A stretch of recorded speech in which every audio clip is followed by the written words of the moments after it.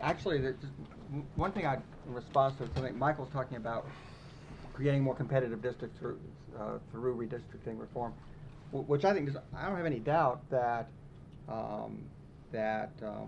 one could, in theory, create more competitive districts, at least some more competitive districts.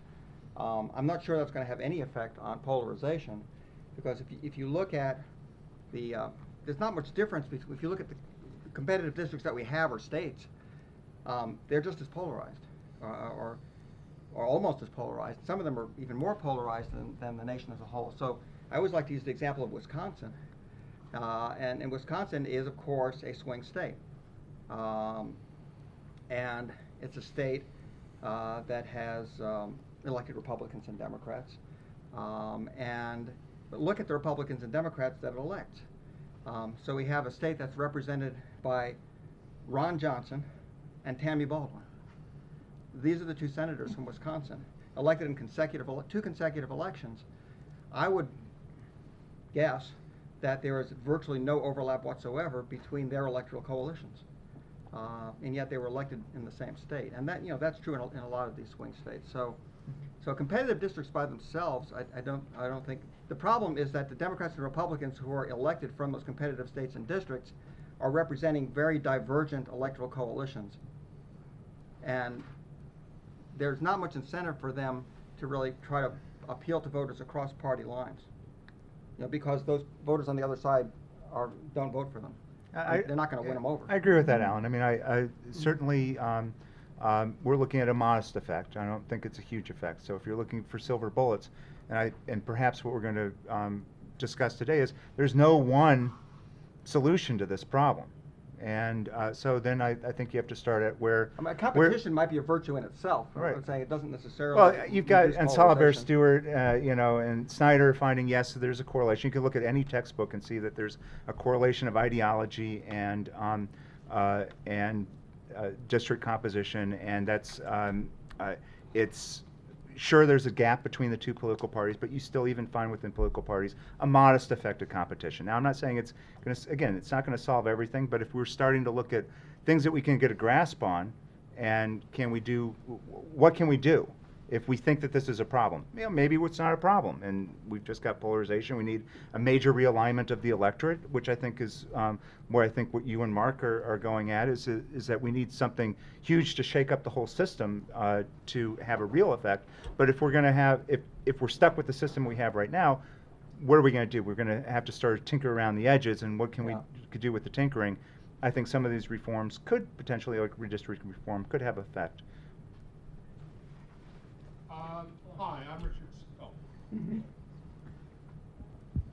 Hi, I'm Richard Skinner, and I have a question for Mark Hetherington.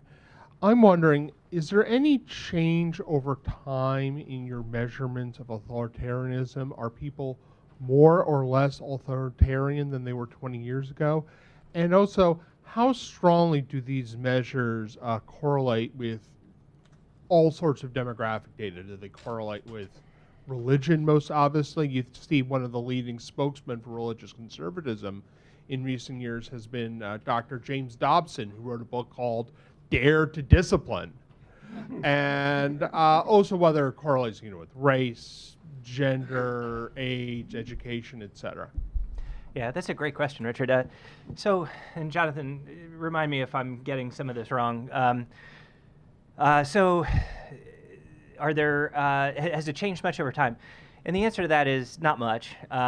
And that was sort of our thinking. It's not a question of levels. It's really a question of effects. So, X bar doesn't change, but beta hat does. Depending upon how the system gets kind of organized by the types of issues that become important.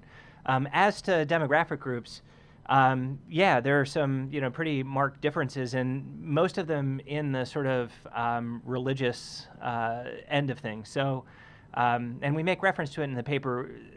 If not the biggest, one of the most strong correlations between our measure of authoritarianism is, and another variable is people's belief in a literal interpretation of the Bible. And Jonathan and I have extended that out a little bit too. It's not just the Bible; it's also texts in general. So a strict constructionist understanding of the Constitution. It's written down this way, so it must be that way, which I think fits into the sort of worldview, the black and white thinking, that kind of thing. Those with a more evangelical religious bent, very high relative to others. Those who are Jewish, non-religious, tend to score extraordinarily low. So those are some of the most marked differences. Do you recall any of the others? Two others I think are interesting and worth mentioning. One is that African Americans Yeah, off the charts. are by far the highest in authoritarianism. And we've suspected for years, and I know Mark and a colleague are now working on this formally, that African Americans are thinking of those questions differently Mhm. than Black Americans are. But African Americans are by far the highest score in terms of our measure. The other thing I think is interesting and worth noting is that the measure of authoritarianism is not merely a proxy for low education, low income white voters. In fact, we have a discussion in our book about the Obama-Hillary primary in 2008, after Hillary sort of tried on her George Wallace hat for a while. And very interestingly, we found that the low authority, because the narrative was so much that working class white Democrats were voting for Hillary, what we found was that low authoritarian voters, high school education or less, the low authoritarian were overwhelmingly supportive of Barack Obama. Conversely, college educated Democrats, who were nevertheless high in authoritarianism, were overwhelmingly supportive of Hillary Clinton. And we've done analysis, and when I say we've done analysis, I mean Mark has done analysis. In 2010, I think congressional vote choice and Obama approval, and in both cases found the same relation. Low authoritarian, low education, and low income voters were pro-Obama, and high education but high authoritarian voters were anti-Obama. Exactly. Clearly there's something more going on than just a proxy for us. Yeah.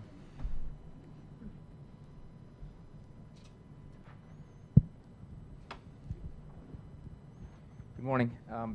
So there was a lot of discussion about the consequences and the picture of polarization. And one natural sort of follow-up question is what can be done about it to reduce polarization. But is there an argument to be made, or is there some analysis that suggests that polarization, high degrees of polarization, is really just a feature of a mature democracy? And if so, should we really try to reduce polarization for its own sake, or should we instead try to structure or think about how to structure political institutions such that polarization can be managed, that there's just a way of getting things done, avoiding gridlock, just even despite high degrees of polarization? Thanks. Well, one thing that I think is really important to keep in mind is, we're kind of returning to the way the world used to be. Oftentimes I think with our survey measures in particular, and our measures of all sorts of things in particular, we tend to think of the time when those measures were first developed as like how things usually are. So we look back at the early NES studies and think, we shouldn't have much in the way of polarization, or we lived through the post-World War II period, and the absence of congressional polarization seems like that's how it ought to be. But if you look at Keith Poole's work and any number of other people's work, I mean, that was the weird period, the period that we're looking back on as thinking is typical. Actually, that looks like the atypical period. Now, I don't know that has anything to do with mature democracy, though, as insofar as the period before, in the early stages of the republic, we had high levels of polarization in that regard. But I think it is noteworthy that this is more typical of the way the country has been than otherwise. It does seem to be getting in the way of productivity. You can have a lot of different takes on whether it's good that a government is productive or not, but our understanding of congressional productivity, we're at the lowest levels that we've been since people have been, I think, keeping data on that since the 40s. It seems like we're getting suboptimal outcomes in all sorts of different areas. Certainly, Obamacare probably comes out differently if there's some compromise between the two different sides about the plan and then the fixes. So I think it would be hard to suggest that this is a good thing on one level or another, but it might be the regular thing in certain respects. Well, I would actually say that there are some benefits to polarization. In that, I mean, we used to complain about the old system that we didn't know what the difference was between the parties, and we had this, three-party system, and there's these cross-party coalitions all the time. And then the APSA came out with that report, and then it was a case of be careful what you ask for because you just might get it. But I think the problem is not polarization in and of itself, but the combination of this sort of partisan polarization in a political system with a system of checks and balances and particularly divided party control and supermajority rules. So you combine polarization with divided party control, and you're just asking for trouble. I mean, because obviously, if you have a Democratic president or Republican Congress or Republican House, it's going to be very hard for them to agree on anything. And that's what's happening. Can I interject with another insight that, Mark, you said something very interesting when you said that when the Democrats were in control and they were running the show back in the 1960s, Republicans were forced to innovate. Mm-hmm. And my question for you two would be, so now in this highly polarized situation where we're very competitive as well, does that mean that it actually prevents innovation because you're kind of afraid as a party to take a big step, and so instead you're like the Obama analytics team, and you're there trying to just tweak the model just right so that you can get at 51% rather than thinking about the big thing about how do you really have a major restructuring of the electorate? Well, I think Republicans, for example, most Republican strategists and leaders, I think, still believe that they can win under the current system. And they see the results of what happened in 2010 and what may happen again in 2014, come out of that and say, we're doing okay. We don't really need to innovate very much. Mm-hmm. There's a debate going on within the Republican Party about that. And I think they're going to keep losing most presidential elections if they keep going down that path, but they may be able to keep control of Congress for quite a while. The Senate favors Republicans as well. If they hadn't screwed it up so badly in the last couple of elections by nominating a bunch of crazy candidates, they'd probably have at least 50 members of the Senate right now. Mm-hmm. I have time for one more question. So whoever Phil gets to first.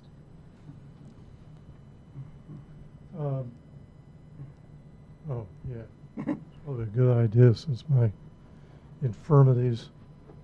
The last time we were this polarized was between 1897 and World War I. And the thing that makes that period different, I think, than we're experiencing right now, is that the American economy doubled in real terms in that short period of time, to the point where it was an extraordinary strain on the railroad system. The economy was booming. People's incomes were rising extremely fast. And right in the middle, you had this out of equilibrium event, namely in Buffalo, New York, an exhibition just after William McKinley, who at the time was extraordinarily popular, was shot twice by an anarchist and died of the infection shortly later. You just got the blue screen of death, by the way. And this brought those old people like me remember the blue screen of death. This brought to power that damn cowboy who was essentially progressive. And then so you had this series of events that depolarized the system very rapidly, because you had 4 constitutional amendments between 1913, 1920, and a major war. So that's what it took to get rid of that period. And I'm not forecasting that now, but helpful to look back. I think one of the things we're missing right now is robust economic growth, which would probably do a lot to bring down the temperature. And I don't see that happening anytime soon. I'll talk about inequality in my talk. All right. Thank you all for a terrific panel, a great way to kick off the day. And we're going to take about a 2-minute break while we set up the next panel.